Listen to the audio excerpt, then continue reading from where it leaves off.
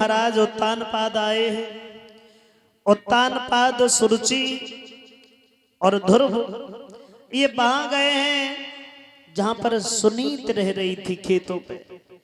देखिए समय का खेल, वक्त इंसान को कहां झुकने के लिए मजबूर कर दे ये कोई नहीं जानता है। कहां तो जिस स्त्री ने खुद घर से बाहर निकाल दिया आज उसके पास खुद चल के जा रही है। और जाकर के ध्रुव ने अपनी मां के पैर छुए और कहा मैया मुझे भगवान के दर्शन हुए। तो जवाब दिया लाला हम तो तब जाने अगर तुम हमें भगवान के दर्शन कराओ तो उसी मंत्र का जाप किया है ध्रुव ने। और मंत्र का जाप करते ही चतुर्भुजी स्वरूप में भगवान प्रकट हुए हैं। चतुर्भुजी भगवान रे अंडा पे बन के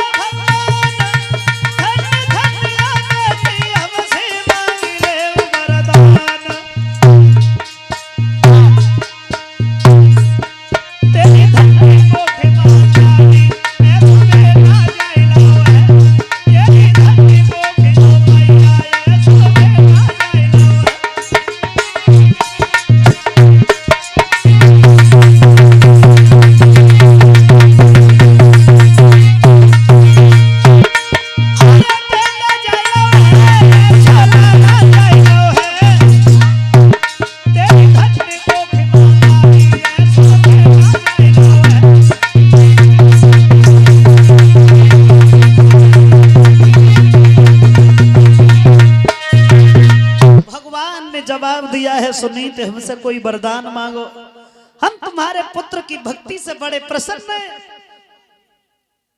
तो ये बात जब भगवान के मुंह से सुनी है तो दोनों हाथ जोड़े प्रभु अगर वरदान दे रहे हो तो केवल इतना वरदान दीजिए दुनिया में जब भी हम आए तो यही पुत्र यही पति मिले।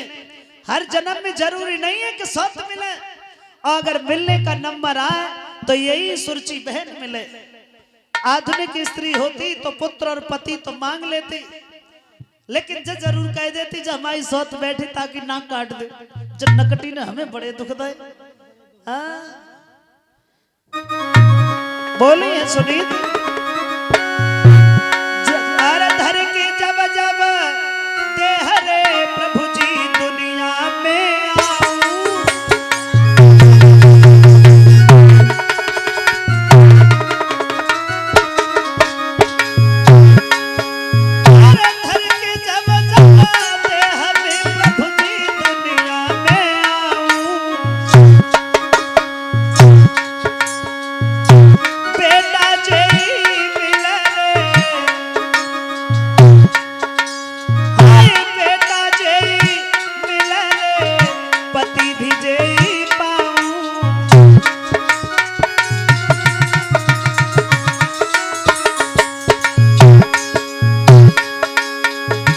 सौत मिलने का नंबर आया नहीं, अगर आए तो यही मिले।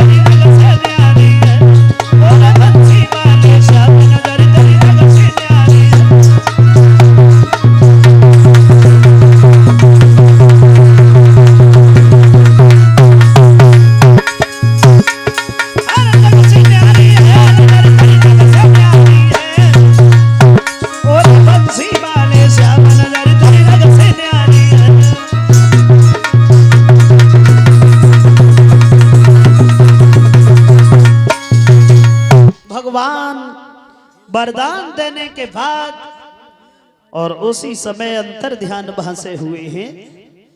सुखदेव जी महाराज समझाते हैं, तब महाराज उत्तानपाद, सुरुचि, सुनीत और ध्रुव ये लौट करके फिर से बड़े ही खुशी के साथ महलों में रहने लगे हैं। और धीरे धीरे धीरे धीरे नतीजा ये हुआ, महाराज ने देखा है कि अब हमारे ऊपर चौथापन आने में वाला है, तो पुत्र ध्रुव का विवाह किया। एक नहीं बल्कि 2 विवाह हुए ध्रुव के। पहली पत्नी थी इनकी भ्रमकी और दूसरी पत्नी थी इला, जिनसे 4 पुत्र और 1 कन्या पैदा हुई। उत्कल, विमल, कल्प और बक्सर नाम के, और 1 रत नाम की कन्या पैदा हुई। इस तरीका से महाराज उत्तानपाद ने अपने पुत्र का विवाह किया। शरीर पे जब चौथापन आ गया है तो बड़े पुत्र ध्रुव को ही अयोध्या का राज देकर के ये वन में भजन करने के लिए चले गए।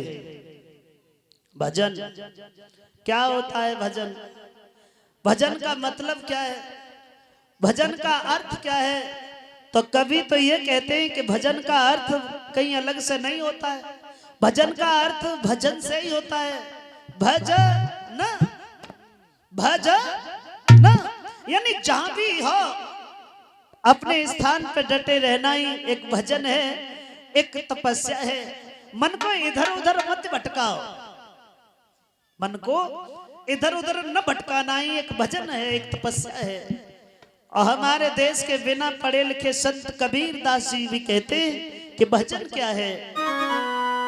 अरे मन की तरंग मार ले बस हो गया भजन।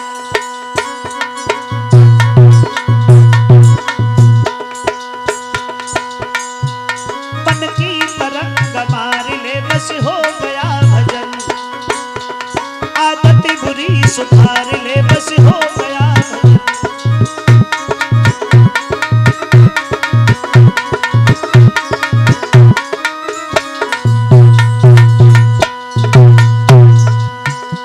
बुरी आदत सुधार लेना ही एक भजन है, एक तपस्या है।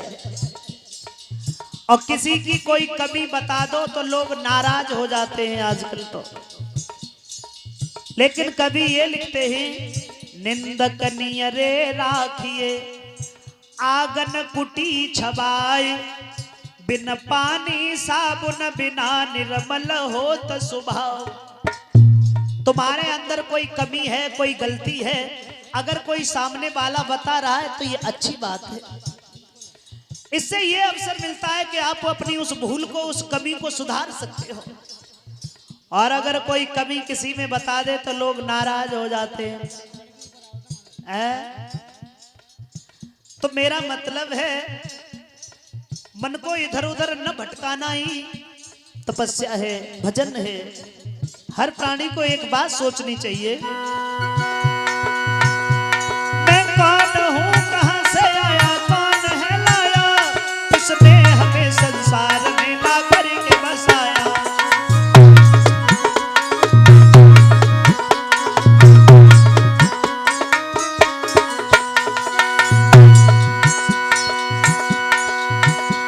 बस अपने को पहचान ले, ये हो गया भजन।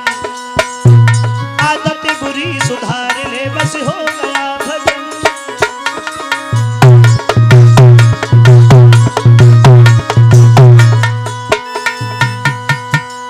जवाब दिया है तुलसी, वो कबीर दास जी कहते हैं कि मन को बस में कर लेना ही भजन है, एक तपस्या है।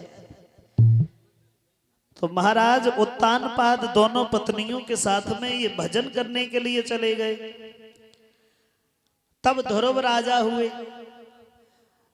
और ध्रुव इतने बड़े भगवान के भक्त, एवं ध्रुव के जीवन में भी एक दुख आ गया।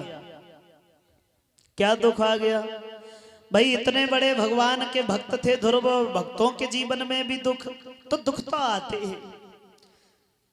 ये भगवान की 4 चीजें ऐसी बनाई हुई हैं, प्रकृति का नियम है। कोई भी है, कैसा भी है, ये हर किसी के जीवन में जाते हैं। दुख, भूख, बुढ़ापा और मौत है। आप कहीं भी जाकर के छिप जाओ, कहीं भी चले जाओ, लेकिन ये कहीं नहीं छोड़ेंगी। उन्हें मालूम है तुम कहाँ हो, जिस जगह हो वहीं पहुंचेंगे। क्या दुख, भूख, बुढ़ापा और मौत, इनसे परे तो कोई प्राणी नहीं है। अब भगवान के इतने बड़े भक्त ध्रुव, उनके जीवन में एक बहुत बड़ा दुख आ गया। अब क्या दुख आ गया? सुखदेव जी समझाते हैं कि इनके जीवन में ये दुख हुआ कि इनके भाई जो उत्तम थे, उनका वध कुबेर ने कर दिया। क्यों कर दिया? एक बार ऐसा हुआ, कुबेर की लड़की से उत्तम का हित हो गया। उस लड़की से मिलने के लिए उत्तम गए तो वो लड़की पीछे पड़ गई। जवाब दिया है, उत्तम मुझे अपने साथ में लेके चलो। तो जवाब दिया, हम अपने साथ में कैसे ले जाएं तुम्हें?